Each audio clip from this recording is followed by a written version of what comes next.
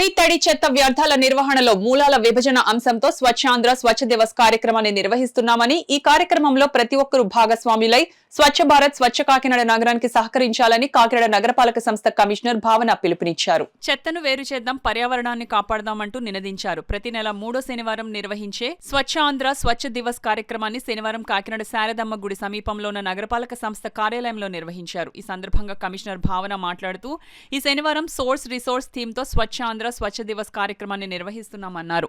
దీనిలో భాగంగా వ్యర్థాల నిర్వహణ, వ్యర్థాలను వేరువేరు చేసి వాటి ద్వారా ఏమేమి ఉత్పత్తి చేయవచ్చు వంటి అంశాలపై అవగాహన కల్పించారు. 3 రకాల వ్యర్థాల నిర్వహణను చేపట్టవచ్చునని, వ్యర్థాల నిర్వహణను అన్వేషించడం, తగ్గించడం, తిరిగి ఉపయోగించడం, రీసైక్లింగ్ చేయడం జరుగుతుందని తెలిపారు. అనంతరం స్వచ్ఛ ఆంధ్ర స్వచ్ఛ దివస్ ప్రతిజ్ఞ చేయించారు. అలాగే నగరపాలక సంస్థ కార్యాలయం నుంచి కొండయ్యపాలెం ఫ్లైఓవర్ వరకు జరిగిన స్వచ్ఛ ఆంధ్ర స్వచ్ఛ దివస్ ర్యాలీని కమిషనర్ భావన జెండా ఊపి ప్రారంభించారు.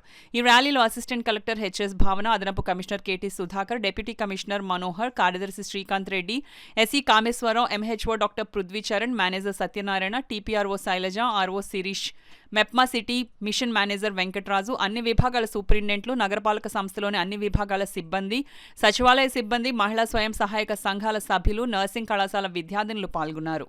డ్రై వేస్ట్ ఏంటి, వెట్ వేస్ట్ ఏంటి, హెజార్డస్ వేస్ట్ ఏంటి ఎలా సెగ్రిగేట్ చేసి మాకు ఇవ్వాలి. 3 డస్ట్బిన్స్లో 3 కలర్ కోడెడ్ డస్ట్బిన్స్ ఇవ్వడం జరిగింది. అదే కూడా అందరికీ ఏర్పాటు చేస్తాము ఫండ్ అవైలబిలిటీ బట్టి.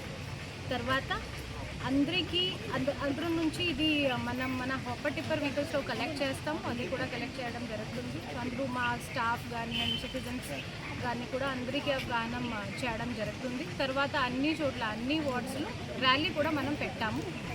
అండ్ ఈ ఫ్లెక్సీస్ మీరు చూస్తున్నారు, these are also environment friendly. ఇది క్లాత్, సో అది కూడా ఒక సర్క్యులర్ ఎకానమీ లాగే వేస్ట్ ఎలా రెడ్యూస్ చేయాలి అండ్ ఎలా రీసైకిల్ చేయాలి అండ్ ఎలా మేనేజ్ చేయాలి, 3 ఏజెండాస్ మీద ఇప్పుడు అందరికీ ఒక అన్నం పెట్టి అండ్ ఫోకస్ పెట్టడం జరుగుతుంది. So I really hope that by all the citizens start working on this. I really request everybody to start giving segregated waste to corporation so that we will meet all the agendas of waste management. Wet waste should be converted into compost or biofuel, and dry waste future lo waste to energy plant vastundi, akkada manam panpistamu, akkada nunchi energy ఏర్పాటు చేయడం జరుగుతుంది. And hazardous waste will be ఇన్సినరేటెడ్.